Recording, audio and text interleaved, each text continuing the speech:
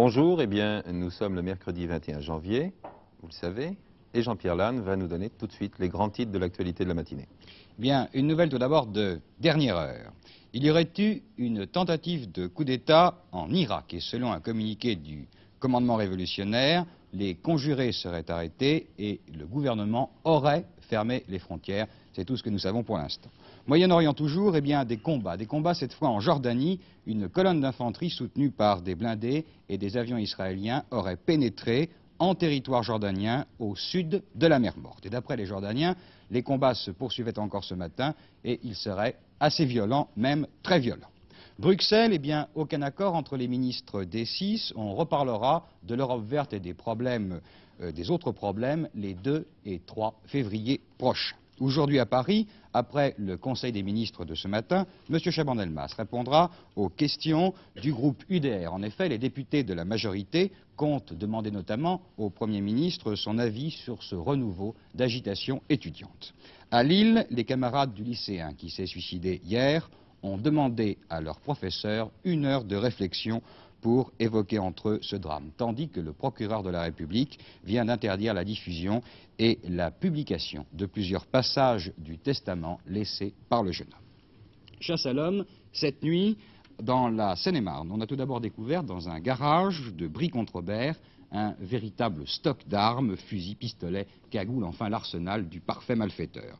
Les gangsters, identifiés puis pris en chasse, ont échappé en voiture à 2 motards puis à quelques 600 gendarmes qui quadrillaient littéralement toute cette nuit la région de Bussy-Saint-Antoine. En dernière minute enfin, nous apprenons la mort de M. Tanguy Prigent, ancien ministre, ancien député du Finistère, décédé la nuit dernière à Morlaix à l'âge de 64 ans. Nous allons maintenant reparler un petit peu du Biafra. Vous savez que M. Tan, le secrétaire général des Nations Unies, est rentré à New York. Et vous savez également que l'opinion de M. Tan est taxée d'un peu optimiste, son opinion sur le Biafra et sur la situation biafraise. À ce sujet, justement, Jean-Pierre, je crois que nous avons reçu un certain nombre de témoignages, des témoignages directs, qui ne sont pas des témoignages de journalistes, mais des témoignages de personnes vivant au Biafra et qui disent ce qui se passe actuellement au Biafra. Il y a déjà des témoignages de journalistes, notamment des journalistes anglais, qui ont été les premiers, comme vous le savez, donc, à pénétrer dans ce qui fut le rédu Biafra. Et le moins que l'on puisse dire, c'est que ces témoignages, effectivement, sont en opposition marquée avec les déclarations nigérianes des jours précédents. Et un médecin britannique, par exemple, venant d'un camp de blessés biafrais, a déclaré, je cite, « Plus de 200 soldats attendent des soins qui ne sont jamais arrivés. Ils auraient mieux fait de mourir ». Autre témoignage, témoignage d'un reporter photographe anglais, donc précisément, à Port-Harcourt, dit ce reporter photographe, 600 enfants vivent entassés dans une maternité, ils n'ont pas de vivre, je ne puis croire à ce qui arrive et que Dieu aide ces enfants. Témoignage différent, témoignage donc contradictoire. Et plus officiel, et plus officiel, Sir John Hunt, envoyé spécial de M. Wilson au Nigeria.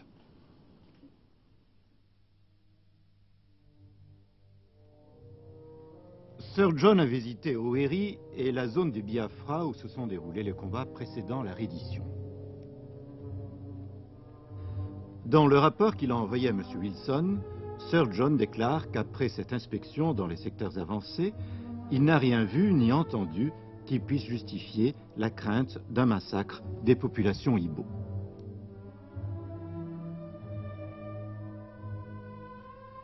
En ce qui concerne les réfugiés menacés par la famine, Sir John, imperturbable, estime que leur nombre est certainement inférieur aux 4 millions dont on fait état généralement.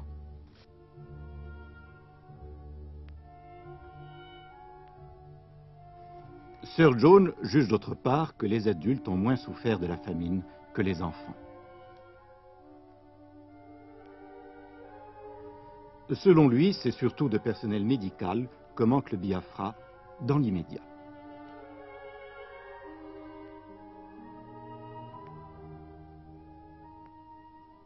Une autre chose dont on parle et dont on va sans doute encore parler, c'est cette conférence entre les Chinois et les Américains qui vient de se terminer hier à Varsovie, mais qui va reprendre, je crois, parce que le climat est assez dirigé vers l'optimisme, ce côté. Il faut signaler, Claude Salène, que c'était la 135e rencontre Oui. et qu'elle n'avait pas eu lieu récemment depuis 2 ans. Mais effectivement, maintenant, bien que tous ces entretiens soient tenus très secrets, on pense raisonnablement que ces contacts vont se poursuivre. Hier, nous vous avons montré la photographie de l'ambassade de Chine à Varsovie où se sont tenues ces conférences, mais aujourd'hui, nous avons su le premier document sur cette conférence. Le voici. Bien qu'aucune date n'ait été arrêtée, Chinois et Américains sont convenus de maintenir les contacts en vue d'une prochaine réunion. Tous les observateurs ont noté la signification symbolique, voire politique, du lieu de rencontre. En effet, elle se tient pour la première fois non pas en terrain neutre, comme lors des 134 réunions précédentes, mais à l'ambassade de la République populaire de Chine à Varsovie.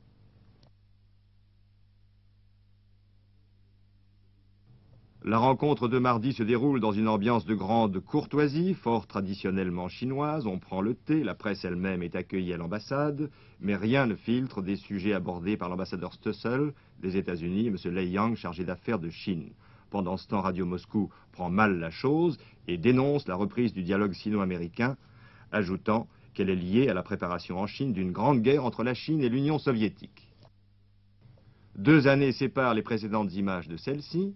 Le dialogue sino-américain avait été suspendu le 8 janvier 1968 et gelé pendant 24 mois.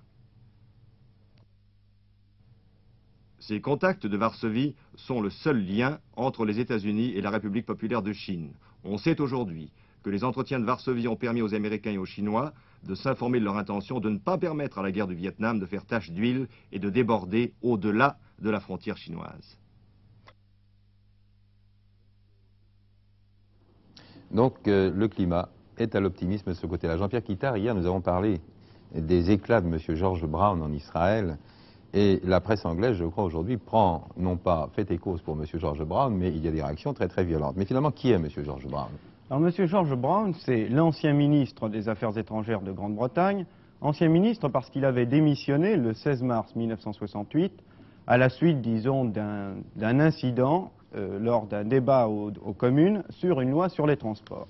M. Brown est d'autre part vice-président du Parti travailliste, le parti qui est actuellement au pouvoir en Grande-Bretagne et qui est le parti de M. Wilson, et surtout c'est l'auteur d'un plan de paix pour le Moyen-Orient. Mais finalement, après l'affaire Owen et puis l'affaire Dan Smith, l'affaire George Brown ne vient pas arranger tellement les affaires du Parti travailliste avant les élections. Non, et surtout qu'on est en pleine période justement électorale. Il y a donc cette affaire Owen, une affaire d'espionnage, et puis il y a l'affaire Brown qui rebondit un petit peu. Et M. Brown effectuait donc, puisqu'il est l'auteur d'un plan de paix sur le Moyen-Orient, depuis quelques jours un voyage d'information au Moyen-Orient, et sa dernière étape était Tel Aviv. D'ailleurs, je vous propose de voir son arrivée dans la capitale israélienne.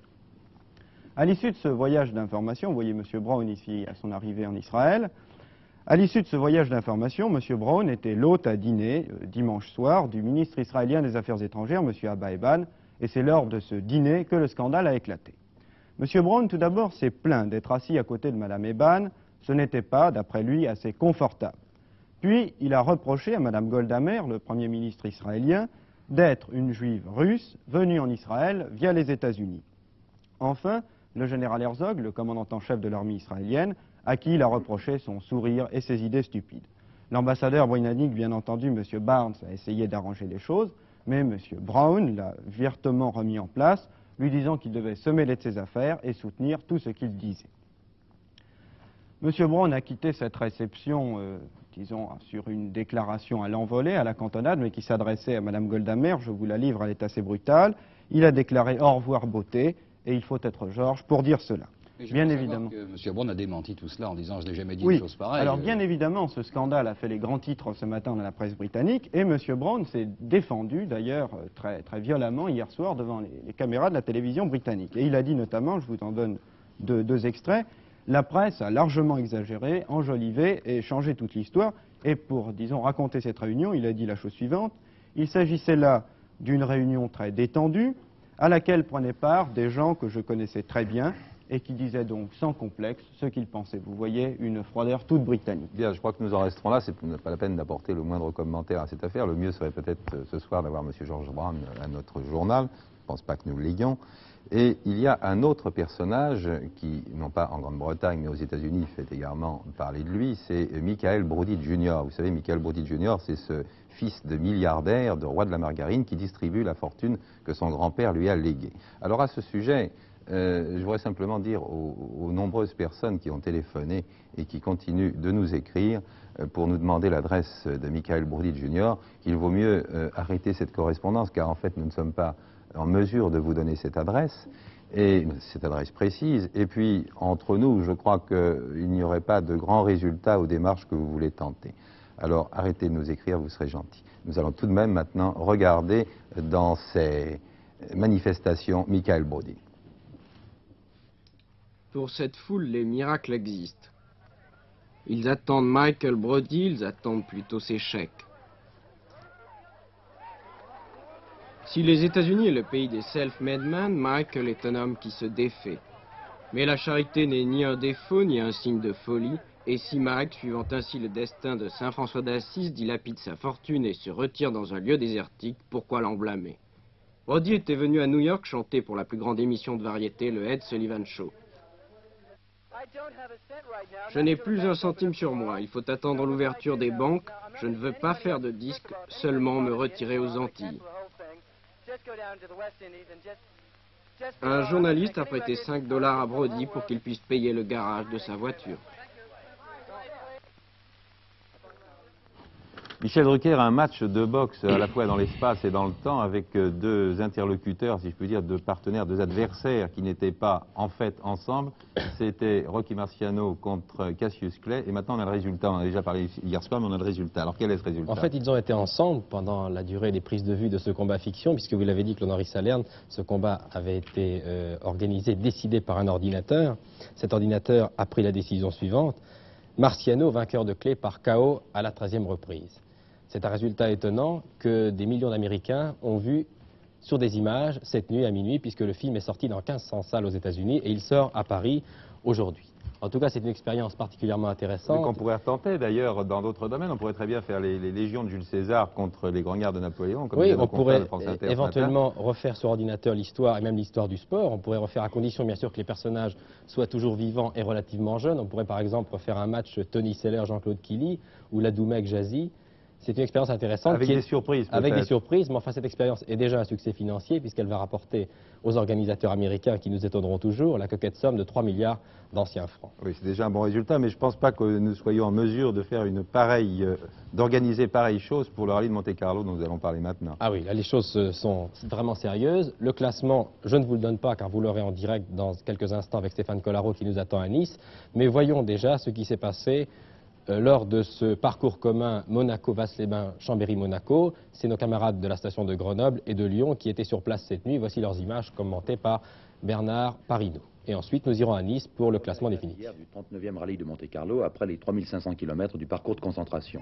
Au programme de la journée et de la nuit, 1500 km, Monaco, Vasse-les-Bains, Chambéry, Monaco, et 9 épreuves spéciales chronométrées. Très beau temps, peu de neige, sauf dans la Chartreuse. Festival des Porsches qui sont encore plus puissantes que l'an dernier. Après 4 épreuves, Val-de-Garde numéro 6, Larousse et Anderson étaient premiers, second et troisième. Chez Alpine Renault, inquiétude après l'élimination de Vinatier, puis celle de Jean-Luc Terrier. Dans la nuit, heureuse surprise, la lutte s'intensifie brusquement. La 5e épreuve, Saint-Jean en royant la cime du mât, est remportée par Jean-Pierre Nicolas, le dernier représentant d'Alpine. Il conduit une berlinette 1300. Dans la nuit, nouvelle surprise, les Porsche rencontrent une résistance sérieuse. Il y a beaucoup de spectateurs, les rallyes deviennent de plus en plus populaires, les fanatiques de l'automobile vont être ravis. Dans la Chartreuse, en effet, ce sont les Lancia qui montrent les dents. Meilleur temps, Lampinen Davenport, numéro 8, deuxième Palestrieri et troisième le vaillant Jean-Pierre Nicolas, qui fait une remontée remarquable au classement général. Sa petite Alpine, numéro 18, est juste derrière la Porsche de Larousse, numéro 2.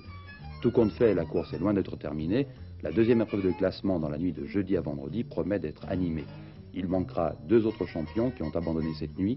Vic Elford, vainqueur en 68, il conduisait une Toyota, et l'Italien Sergio Munari sur Lancia.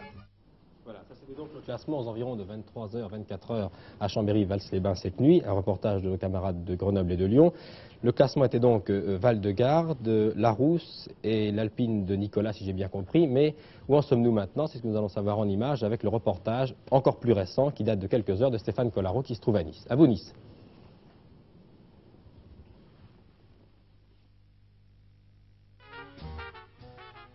Eh bien, Michel, vous allez voir passer maintenant, dans la dernière des 9 épreuves spéciales du parcours commun, les premiers du classement général officieux. Le Suédois Valdegard, tout d'abord, qui s'est montré impérial. Il précède de 1 minute 52 la dernière Alpine Renault, celle de Jean-Pierre Nicolas, qui cette nuit s'est montré lui aussi sensationnel puisqu'il est devant les 2 autres Porsche, celle de Gérard Larousse à 2 secondes seulement de Nicolas, et celle de Hack Andersson qui est nettement plus loin à 3 minutes 16 de Valdegard.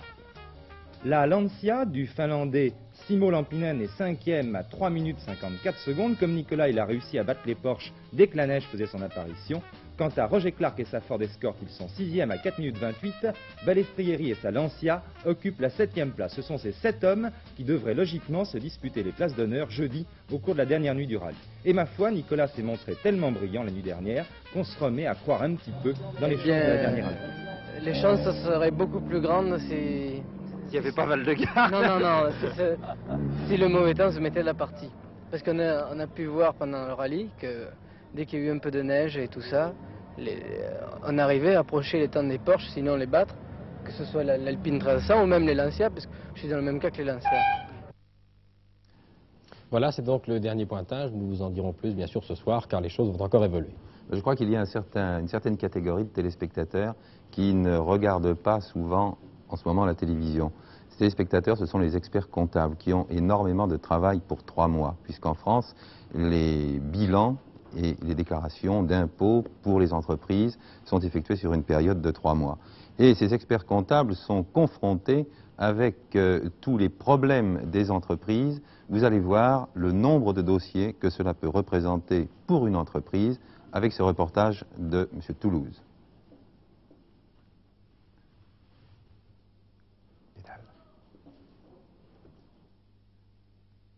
Oui, les comptables partent en guerre contre l'administration.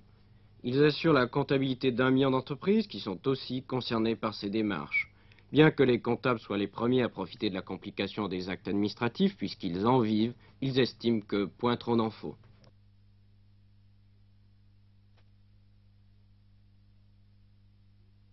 Voici par exemple sur cette table le jeu des imprimés qui sont nécessaires à l'exception de celui-ci pour un simple entrepreneur, entreprise individuelle. Vous avez 15 déclarations qui concernent les revenus et les bénéfices industriels et commerciaux. Vous en avez une bonne douzaine qui concernent seulement les salaires. Si le malheureux est dans le bâtiment, il en a une bonne vingtaine au bas mot.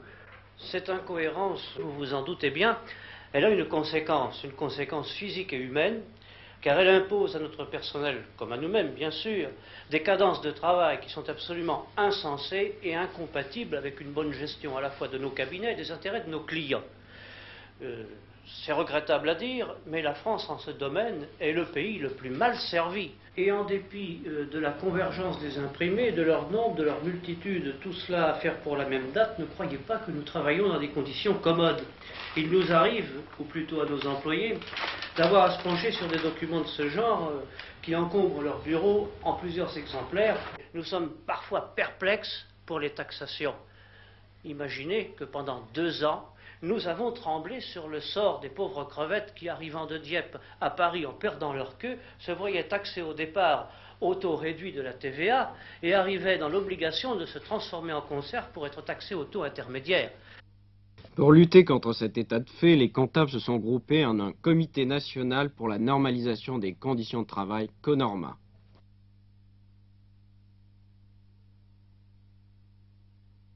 L'association CONORMA, c'est plutôt une idée qui est venue à la suite du dialogue de sourds qu'entretiennent les professionnels avec l'administration depuis 25 ans, dans le but à la fois de réformer la législation et les imprimés, afin de les faire coordonner entre elles et nous éviter multiples travaux inutiles qui sont nuisibles tant aux professionnels que nous sommes qu'à nos clients et en fin de compte à l'administration elle-même.